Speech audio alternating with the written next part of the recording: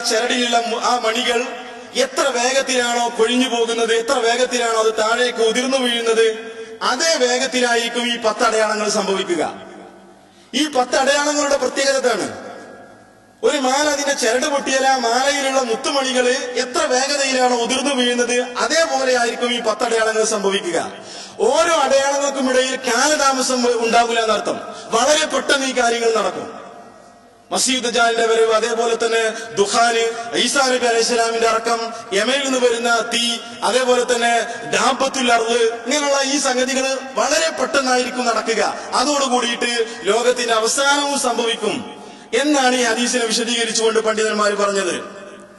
ഇവിടെ നമ്മളെ സംബന്ധിച്ചിടത്തോളം ഈ പറയപ്പെട്ട കാര്യങ്ങളിൽ എല്ലാ കാര്യങ്ങളും നമ്മൾ വിശ്വസിക്കുക എന്നുള്ളത് അഹ്ലു സുന്നത്തി വൽ ജമാഅത്തിന്റെ ആശയാദർശത്തിൽ വിശ്വസിക്കുന്നവരാണ് സംബന്ധിച്ചിടത്തോളം നിർബന്ധമാണ്. കാരണം ഈ പറഞ്ഞ അടയാളങ്ങളിൽ പലതിനെയും നിഷേധിക്കുന്ന ആളുകൾ നമ്മുടെ കൂട്ടത്തിലുണ്ട്. മസീഹ് ദജ്ജാലിന്റെ വരവിനെ നിഷേധിക്കുന്ന ആളുകൾ നമ്മുടെ കൂട്ടത്തിലുണ്ട്. ഈസാ നബി അലൈഹിസ്സലാം രണ്ടാമത് ഭൂമിയിലേക്ക് ഇറങ്ങി വരും എന്നുള്ളതിനെ നിഷേധിക്കുന്ന ആളുകളുണ്ട്. അതേപോലെ തന്നെ ഇമാം മഹ്ദിയുടെ വരവിനെ നിഷേധിക്കുന്ന ആളുകൾ നമ്മുടെ കൂട്ടത്തിലുണ്ട്. ഇങ്ങനെ എല്ലാറ്റിനെയും യഅജൂജ് മഅജൂജ് എന്ന് പറഞ്ഞാൽ അതെന്തോ പ്രത്യേകമായ വിഭാഗമാണെന്ന് പറയാ, ദുഖാൻ എന്ന് പറഞ്ഞാൽ അതെന്തോ വേറെന്തോ ഒരു സാധനമാണെന്ന് പറയാ.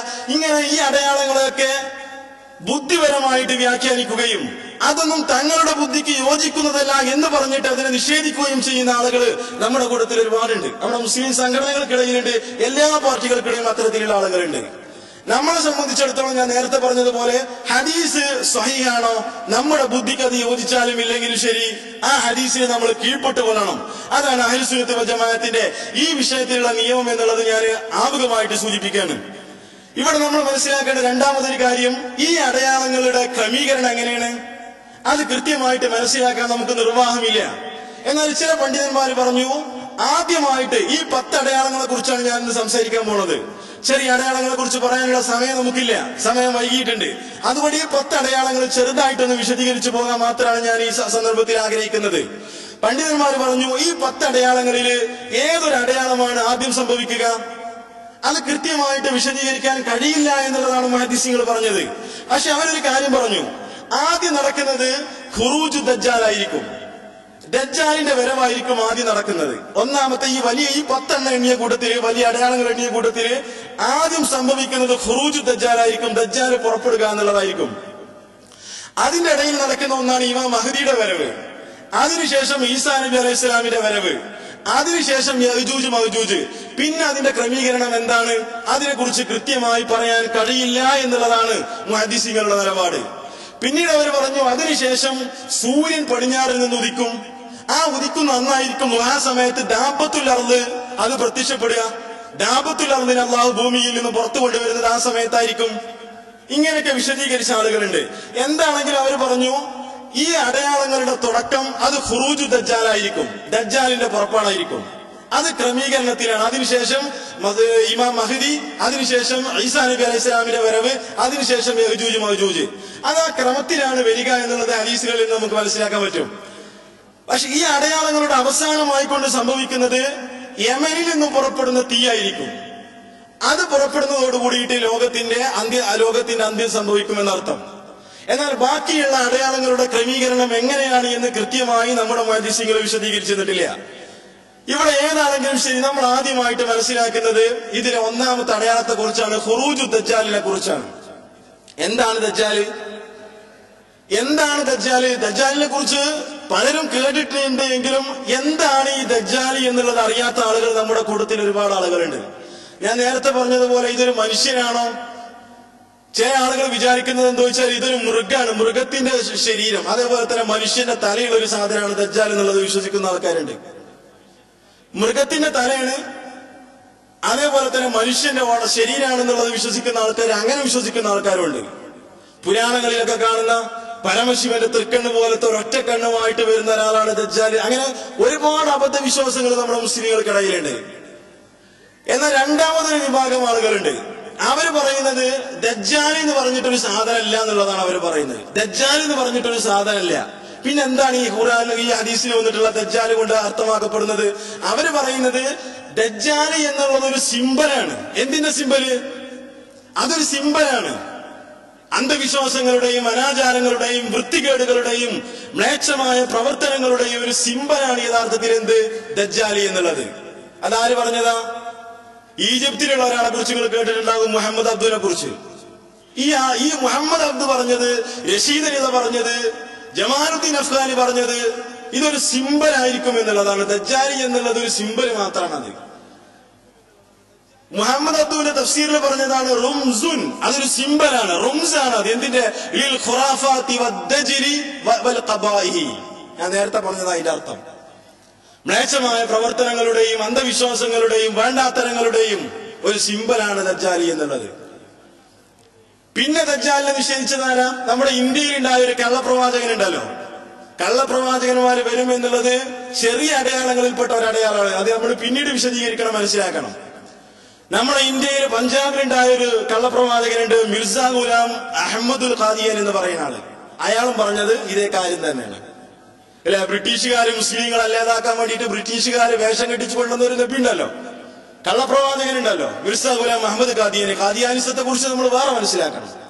അയാളാണ് പിന്നീട് ദജ്ജാലിനെ നിഷേധിച്ചത്. ഇങ്ങനെ ദജ്ജാലി എന്ന് പറയുന്ന ഒരു സാധനം അല്ല എന്ന് പറഞ്ഞിട്ട് നിഷേധിച്ചു കുറെ ആൾക്കാർ. ആ ഹദീസുകൾ അങ്ങനെ കിട്ടും അവര് വ്യാഖ്യാനിച്ചു. മൂന്നാമതൊരു വിഭാഗം ആളുകള് ഹദീസുകളൊക്കെ ഉണ്ട്, അതൊന്നും നമുക്ക് സ്വീകരിക്കാൻ പറ്റൂല. എന്തേ കാരണം? അത് ഖബർ വാഹിദുകളാണ്, ഖബറാഹാദുകളാണ്, അതുകൊണ്ട് അതൊന്നും വിശ്വാസ കാര്യങ്ങൾക്ക് പറ്റൂല എന്ന് പറഞ്ഞിട്ട് വേറൊരു വിഭാഗം, അത് നമ്മുടെ അടിയിൽ കൂടെ ഒക്കെ ഉണ്ടാവും വിഭാഗം ആൾക്കാര്. അങ്ങനെയുള്ള ആൾക്കാര് നമ്മുടെ അടിയിൽ കൂടെ ഒക്കെ ഉണ്ട്. ഖത്തറിലുണ്ട് ചില പണ്ഡിതന്മാരുണ്ട് ഖത്തറില്, അറബി പണ്ഡിതന്മാര്. ഞാൻ ആ വിഷയത്തിലേക്ക് നമ്മൾ ഇപ്പോ കടന്നു പോകാനുള്ള ഒരു സന്ദർഭമല്ല എന്നുള്ളത് മനസ്സിലാക്കിക്കൊണ്ട് അതിലേക്ക് ഞാൻ ഇപ്പൊ കടന്നു പോകുന്നില്ല. ഇതൊക്കെ എന്താണ്? മസീഹ് ദജ്ജാലിനെ കുറിച്ചും ഈസാ നബി അലൈഹിസ്സലാമി ഇറങ്ങി വരുന്നതിനെ കുറിച്ചും ഇമാം മഹ്ദിയെ കുറിച്ചും ഒക്കെ പറയുന്ന ഹദീസുകൾ ഖബറാഹാദുകളാണ്. അത് വ്യക്തിപരമായിട്ട് റിപ്പോർട്ട് ചെയ്യപ്പെട്ട ഹദീസുകളാണ്. അതൊന്നും വിശ്വാസ കാര്യങ്ങൾക്ക് പറ്റൂല. ഈ വാദാണ് ഇവർക്കുള്ളത്. അത് തെറ്റായ ഒരു വാദമാണ് എന്നുള്ളത് ഇൻഷാ അല്ലാഹ് സന്ദർഭം ഉണ്ടെങ്കിൽ ഞാൻ അത് വിശദീകരിക്കും.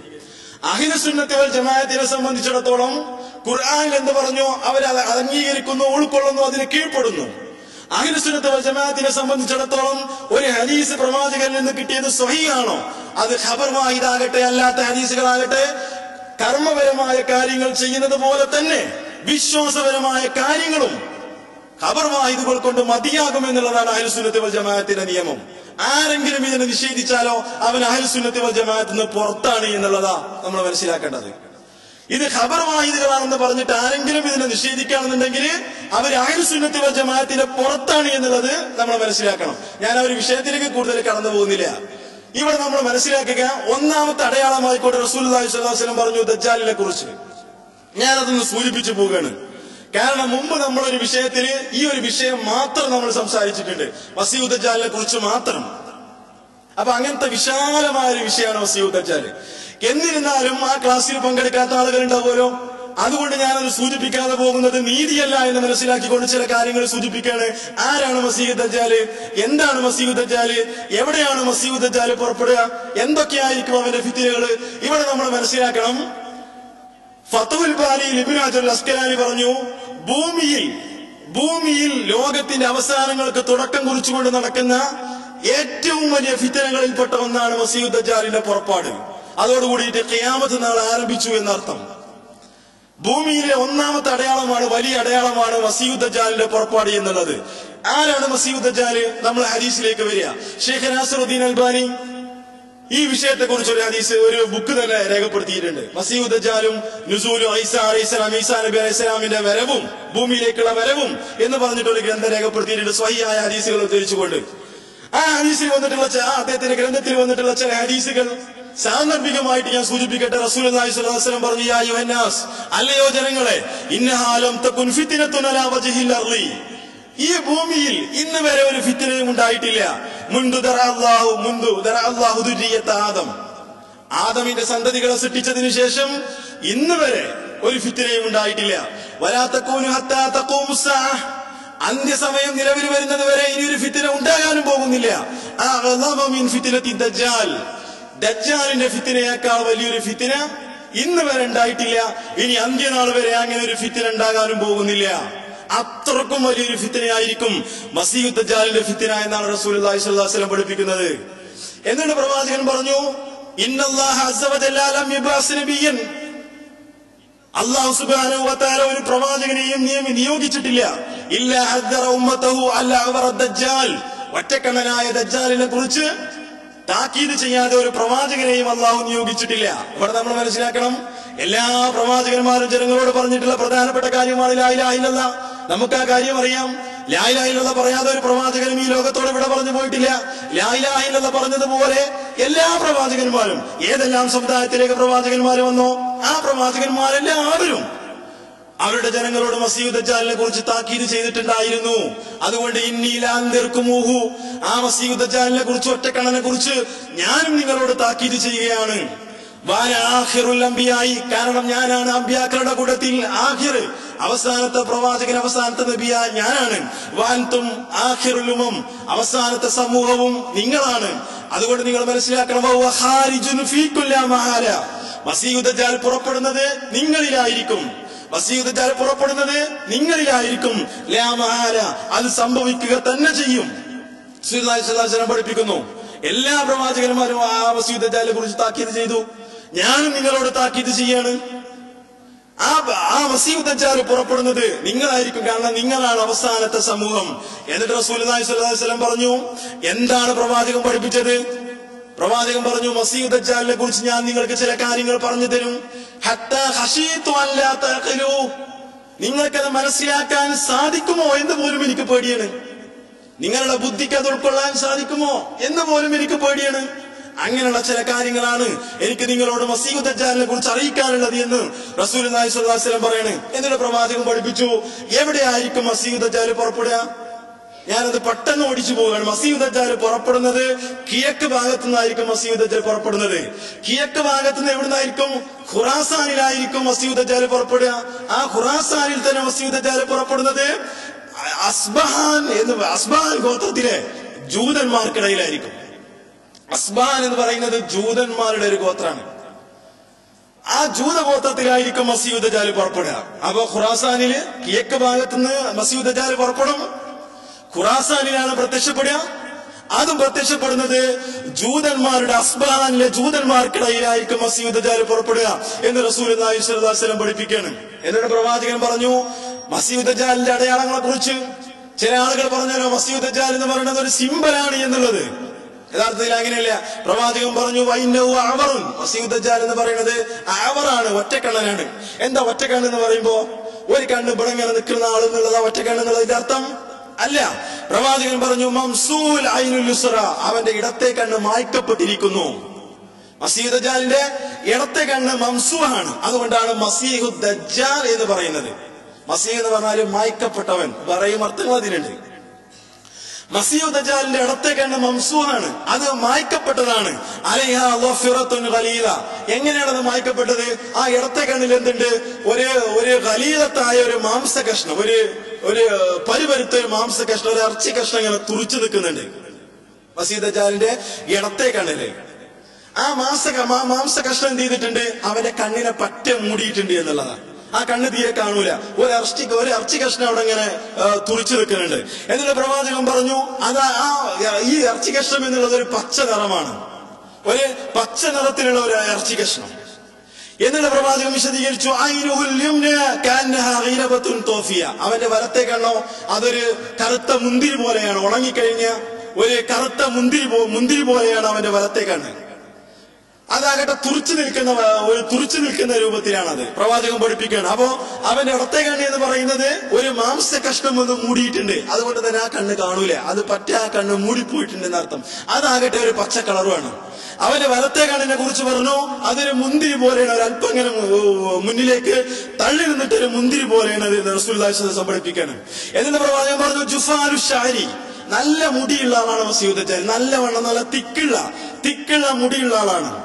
ഇന്നഹു ശാബുൻ ഖതതുൻ, ഒരു ചെറുപ്പക്കാരനായിരിക്കും മസീഹ് ദജ്ജാൽ. ഇതൊക്കെ ഒരു മനുഷ്യനാണ് എന്നുള്ളതിന്റെ തെളിവുകളാണ്. ചില ആളുകൾ പറഞ്ഞതുപോലെ അതൊരു സിംബലാണോ? അല്ല, അതൊന്നുമല്ല. ഒരു ചെറുപ്പക്കാരനായ യുവാവായിരിക്കും മസീഹ് ദജ്ജാൽ.